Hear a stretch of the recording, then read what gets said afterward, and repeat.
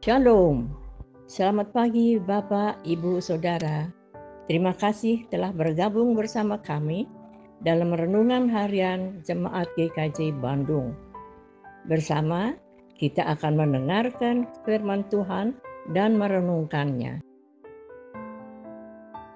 Jumat 17 Februari 2023. Firman Tuhan pagi ini diambil dari Amsal 16 ayat 32 yang demikian.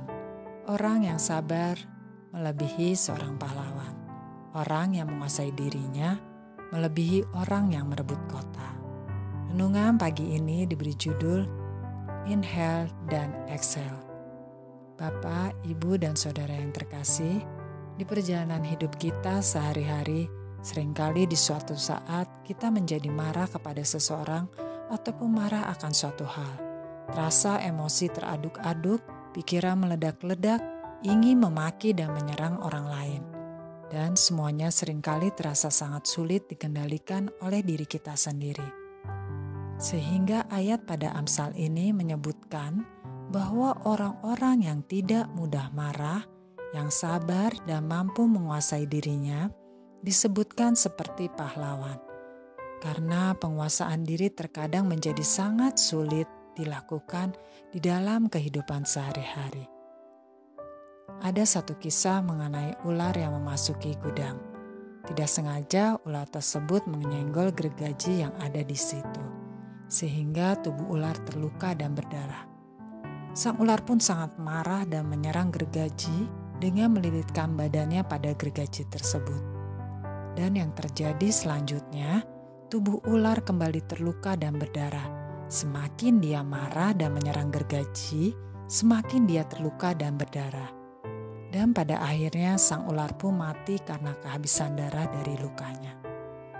Dari kisah di atas kita dapat melihat bahwa marah yang tidak terkendali dan meledak-ledak akan mendatangkan kerugian untuk diri kita sendiri dan juga pada akhirnya dapat merugikan orang-orang di sekitar kita. Oleh sebab itu, mari kita mengelola marah kita. Ada beberapa cara, di antaranya dengan inhale dan exhale. Ketika kita marah, nafas kita akan lebih pendek dan cepat. Oleh sebab itu, lakukanlah inhale menarik nafas perlahan dan exhale membuang nafas perlahan. Sehingga pernafasan kita menjadi lebih lambat dan pada akhirnya membawa ketenangan dan meredakan kemarahan kita yang meledak-ledak dan menyerang. Ketika kita melakukan inhale dan exhale, kita dapat sambil berhitung di dalam hati sampai nafas kita benar-benar tenang. Dan selanjutnya berdoalah di dalam hati, memohon kepada Tuhan untuk ketenangan diri kita dengan cara mengampuni dan menerima orang yang kita hadapi dan juga keadaan yang sedang kita alami. Karena setiap hal yang Tuhan izinkan terjadi pada kita akan selalu membawa rancangan kebaikan untuk kita. Tetap fokus pada kebaikan Tuhan dan mengambil hikmat untuk setiap hal yang terjadi. Kiranya Tuhan memampukan kita untuk senantiasa menguasai diri dan tidak cepat marah, seperti yang disampaikannya pada kitab Yakobus, bahwa hendaklah setiap orang cepat untuk mendengar, tetapi lambat untuk berkata-kata dan juga lambat untuk marah. Sebab amarah manusia tidak mengerjakan kebenaran di hadapan Allah. Mari bersama kita berdoa memohon pertolongan Tuhan untuk memampukan kita. Mari kita berdoa.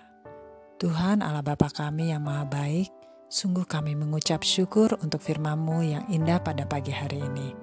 Kiranya Engkau memampukan kami untuk senantiasa menguasai diri dan menjadi pribadi yang tidak lekas marah, sehingga kami menjadi layak di hadapan-Mu ya Tuhan. Kami serahkan sepanjang hari ini di dalam tangan penyertaan dan perlindungan-Mu. Terima kasih ya Tuhan. Amin.